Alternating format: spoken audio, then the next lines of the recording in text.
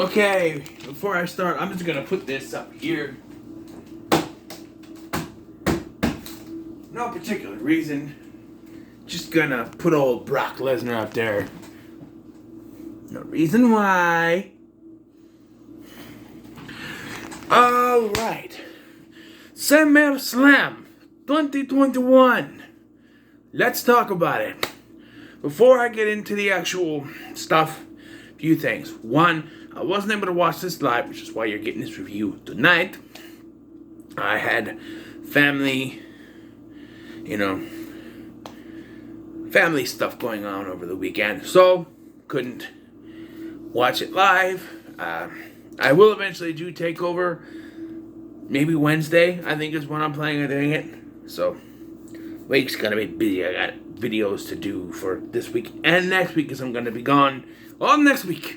So I gotta do videos. So, during this pay-per-view, we did get promos for those I'll mention. I know specifically when they take place, so I'll mention it there and there. But these two, I don't remember specifically where they were placed. So we got Extreme Rules is happening September 26th, and supposedly Crown Jewel is happening in October. Don't hold your breath on that one. I don't think it's gonna happen. The way the Delta variant is going, ain't no one going overseas. They are way too positive about this, and I think it's gonna bite them in the ass. Alright, so let's start off. One more thing. The pre-show. Big E versus Baron Corbin. Big E won. Let's move on. So, we start off SummerSlam with RK Bro versus AJ Styles and Omos. And it is Omos, not Omas. Omos. Say it right or don't say it at all, right? I hear people keep saying Omas. It's Omos. Omos. That's it. I hate when people mispronounce stuff, okay? AJ and Omos. Okay? For the Raw Tag Team Championships, and RK Bro won. Of course they did. They came back.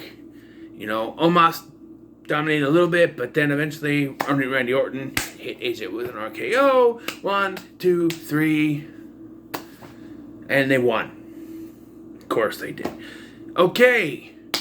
Unnecessary SummerSlam match number 1. Alexa Bliss versus Eva Marie with Doudrop.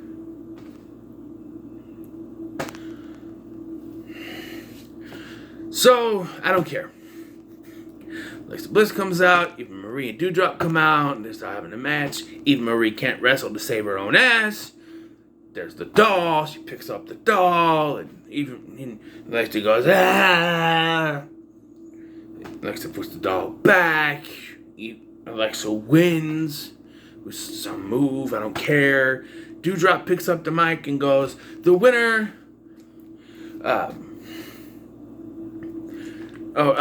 the loser of the match, Eva Marie. And I got a question. Isn't she supposed to be British? I thought she was British. She was NXT UK. Or was she just doing a fake American accent? I thought she was supposed to be British. That's the only thing I care about. And she walked off with Eva Marie's robe thing. I don't care. We then got a commercial ad for WWE 2K22. Yes! 2 years, and we're not getting it till March of 2022. And we're not getting any more information until January. Why? You guys have been doing this, working on this game for 2 fucking years. And you have nothing to show for it but 2 trailers that just show gameplay. And you promising us slicker gameplay, better controls, better graphics. You promised us that last time, and we got none of that. So, I want a little more. No roster, no cover star, just nothing. And we're not getting anything else till January. That's bullshit. But, we'll move on. Next, we had Damien Priest versus Sheamus for the United States Championship. And why does Sheamus still have this stupid... So I saw the promo packages and stuff. I know that Sheamus had the little face mask thing took off of him on Monday, so I figured he wouldn't be wearing it tonight. But he came out with it. Not only that, but he used it during the match. He headbutted Damien Priest. And I'm like, disqualification? Nothing. Because apparently, if it's on your person, it's not a foreign object, and you can just use it whenever you want. Cody Rhodes did it with his face mask years ago, and I didn't get it then. I don't get it now. It is a foreign object, whether he's wearing it on his face or not. So you're saying I can come out with a knife attached to my knee pad, stab people with it, and I won't get disqualified because it's part of my person, it's part of my attire? Bullshit. But it's okay. Damien Priest won the title with what they're calling it the Reckoning again. It used to be Hit the Lights, and now they're calling it Reckoning again since Mia Yim. It's Mia Yim again for some reason. We haven't seen her on TV because Vincent McMahon doesn't know how to book anything anymore.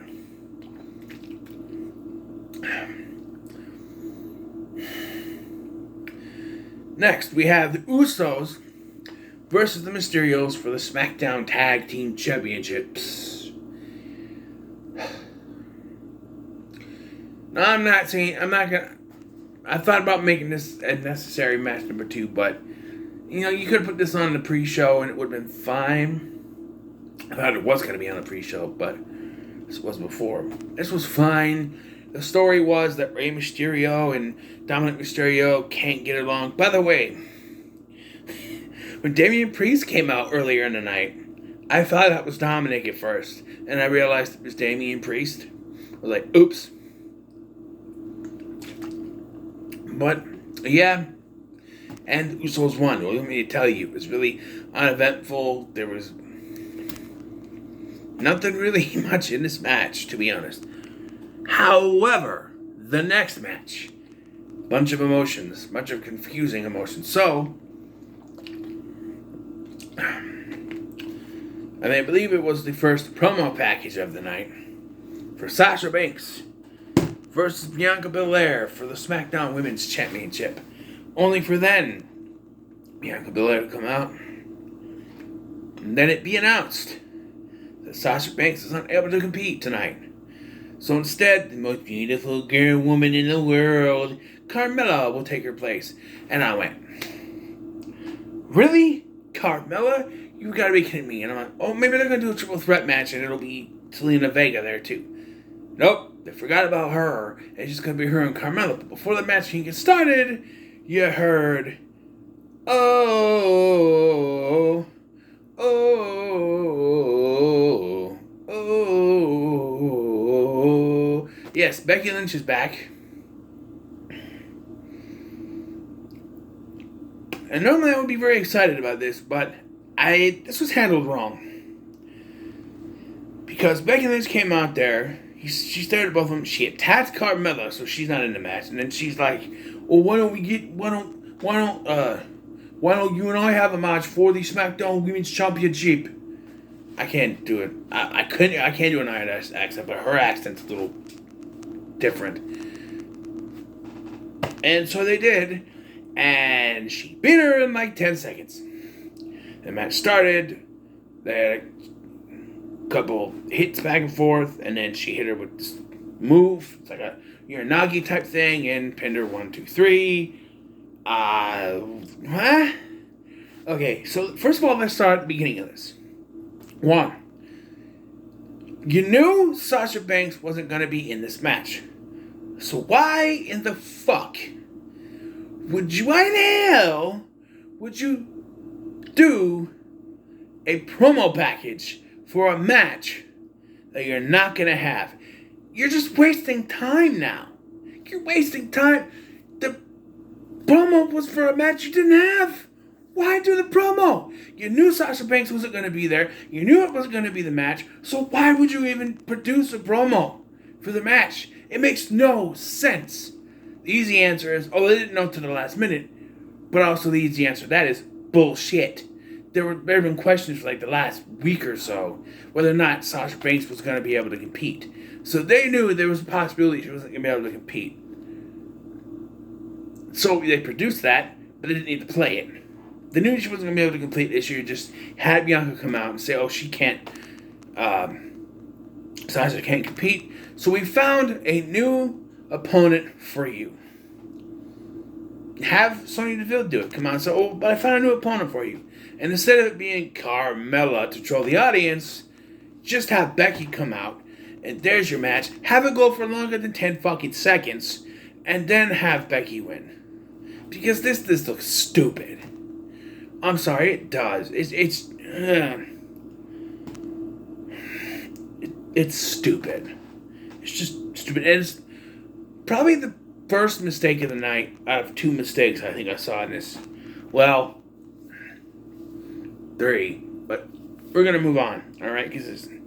So we had Drew McIntyre versus Jinder Mahal, unnecessary match number 2. Why did this have to be on the pay-per-view? Why?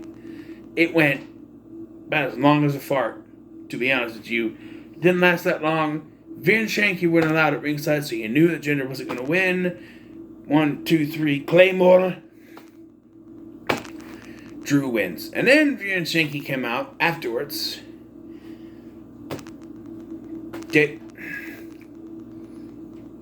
Pointless match. Didn't really need it.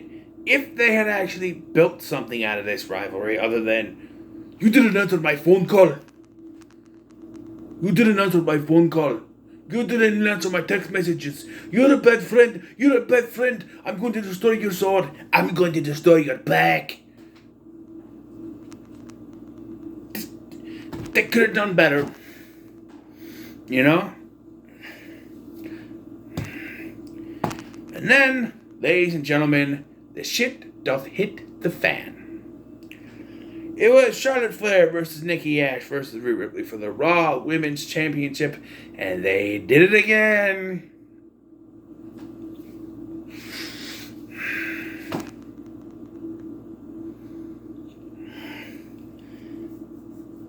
And I had faith. Okay, so I had a strong feeling that they were going to do what they did, but I gave them the benefit of the doubt, and I picked Nikki Ash, Nikki Ash, Nikki, almost a superhero, whatever you want to call her, to win this match. Because I figured, hey, she just won the thing, and I can take it from her right away. Nope. They had Charlotte win the championship back by making Nikki Ash tap out.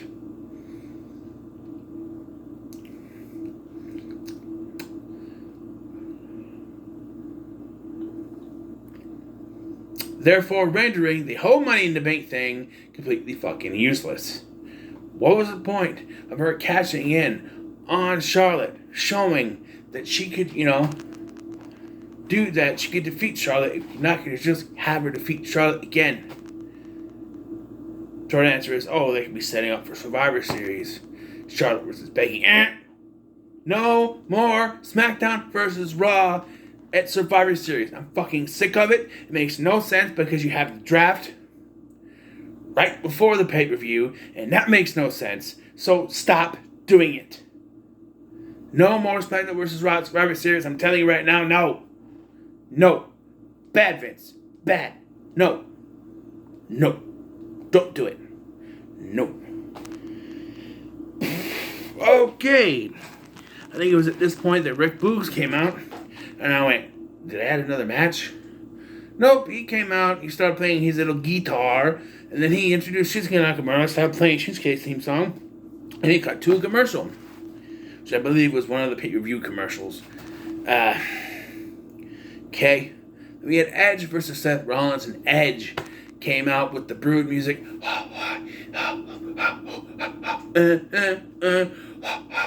Fire, he came raising up. And I thought this was cool. And I'm like, don't do what you always do. Don't start off cool with that, and then when it gets to a certain point, play the regular music. And they did it. As soon as he got to a certain point, it went, you think you know me? On this day. I'm like, oh, come on. I hate that.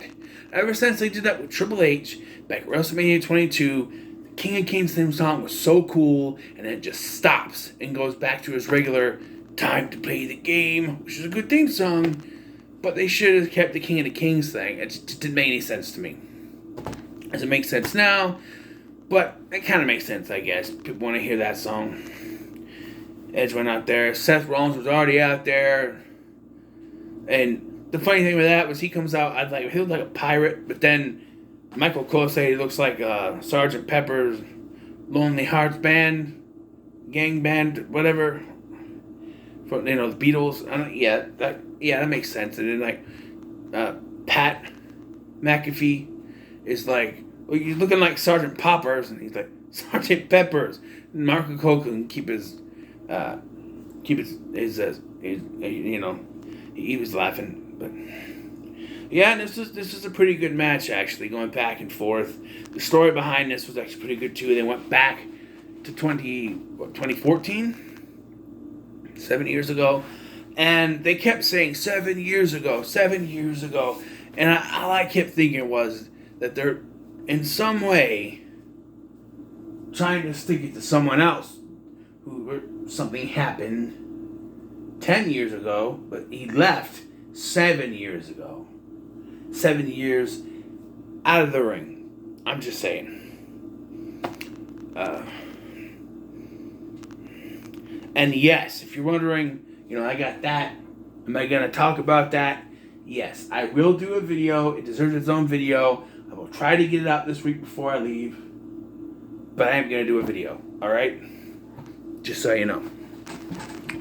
So, Edge and Seth Rollins, yes, Edge was putting out every move in the book to take down Seth Rollins. Even his own wife's move, the Glam Slam, which I thought was kind of cool. And in the end, Edge made Rollins tap out to the crossface, I think it was, after smashing his face into the ring. So many owls. Ow, ow, ow, ow, ow, ow, ow, ow, ow, ow. Man, my head hurt. But yep, Edge won. He was wearing red, which is cool. Then we got the Miz and Morrison, which this happened. I'm like, what's the time here? Come on, we don't need this, do we? Miz and Morrison came out, and they had this giant-ass dripstick thing they wanted to use, but then they couldn't find it, and here came Xavier Woods, and I facepalmed because, okay, so they had hinted after the Miz was found out to have been lying about being in a wheelchair, shock, that he and Morrison were going to split. They had an argument, and then it just made up. And I'm like, no, you can't just leave it like that. Split them the fuck up, alright? I know a lot of people were saying, we need tag teams, and that's true. People want them to split them up. Then when they were talking on Raw, the New Day was behind them with a sign that said buy on shirts. And many people, as well as myself, were saying, don't let that lead to anything. I don't want a rivalry between the New Day and Miz and Morrison again. Well, too bad. Because that's what we're getting, because they misplaced the giant dripstick thing. Here comes Xavier Woods, dressed like Scott Hall. Even goes, hey, yo, survey time. Who here wants to see me give them the dripstick? Or you want to see me use a dripstick on them? Survey says one more for the good guys. And he sprayed them both, and that was that. So we have Bobby Lashley versus Goldberg. And Bobby, you've been disrespecting legends. You disrespect my son. You're next. So we had Grandpa Goldberg versus Bobby Lashley for the WWE Championship. And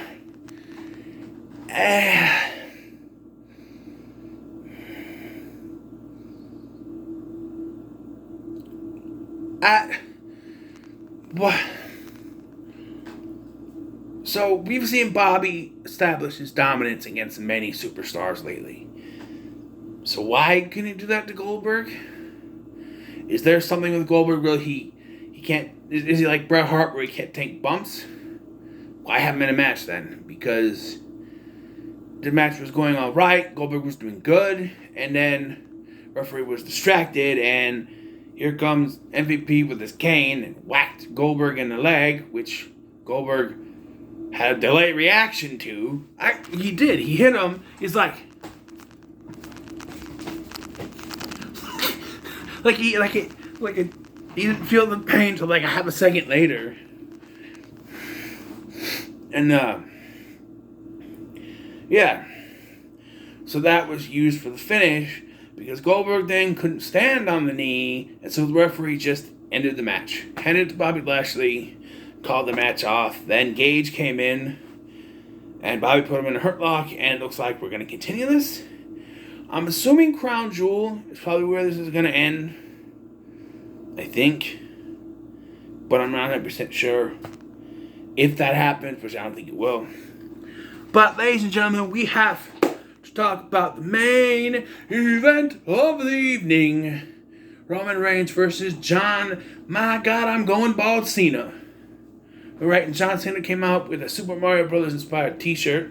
And it's not green. Thank the Lord, I'm sick of him being green. Hopefully, with WWE 2K20 coming out next year in March, they'll be able to edit that so he's not coming out dressed in green, but I doubt it. Because I'm sick of him being green in every single game since 2K19. Come on, wear a different color. She has. So put that one in and not the other green one that he came back in. So let's face it, he'll be in the other green one because no originality. Anyway, Roman Reigns and John Cena. This was a pretty good match. And, okay, so I need to talk about this because John Cena cut a promo saying he's just going to use the surprise roll-up, which we all know is the most devastating move in all professional wrestling, by the way. And, yeah, he kept trying to use it. And, look, WWE, alright? We all know you use that. Okay, so if this whole year, this whole 2 years, whatever, using a surprise roll-up has led to this, then from now on, you can no longer use a surprise roll-up as frequently as you have been. Because now, even if they weren't aware, they are going to be. Because now you called attention to it. So now those who haven't noticed are going to notice because you called attention to it. So it's not really a good move for you to call attention to something, especially if some people haven't noticed. Which I don't know why they wouldn't have, but I'm just saying. So John Cena keeps trying to use the roll-up. Roman Reigns kicked out. At one point, John Cena even put Roman Reigns through the announce table and rolled him in, but he still kicked out. He even had an avalanche attitude adjustment off the top rope. Roman still kicked out.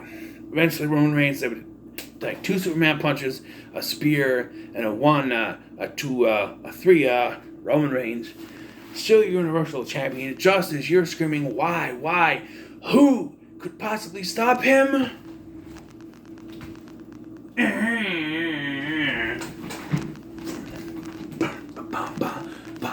Ladies and gentlemen, the Ultimate Farmer, he's done milking his cows.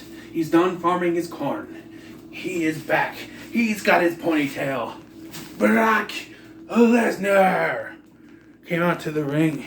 He stared down Roman Reigns just when he thought something was going to happen. Paul Heyman screaming, no!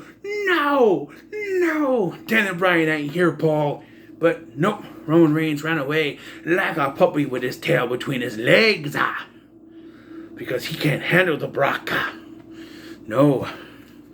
And I know, you're saying, Scotty, aren't you the one who always gets pissed when Brock comes back and wins? Aren't you the one whose friend punched on a hole in a goddamn door back in 2014? When Brock Lesnar beat John Cena. Yes, all of that is true. But not now. Someone needs to take down Roman Reigns, and it's got to be Brock Lesnar. This is it. The only problem I have with this is that this should have been the ending to Money in the Bank. Forget John Cena. This should have been the SummerSlam main event. But you gotta plug John Cena, I guess. You gotta kiss John Cena's ass, right? Overall, I thought the SummerSlam was decent. Some surprises, some good, some not so good, but overall, not as bad as other pay-per-views. But Yeah, so what are your thoughts on SummerSlam 2021? Let me know in the comments below. Make sure to like, share, and subscribe. Thanks for watching. I've been Scotty, and I'll see you in the next one.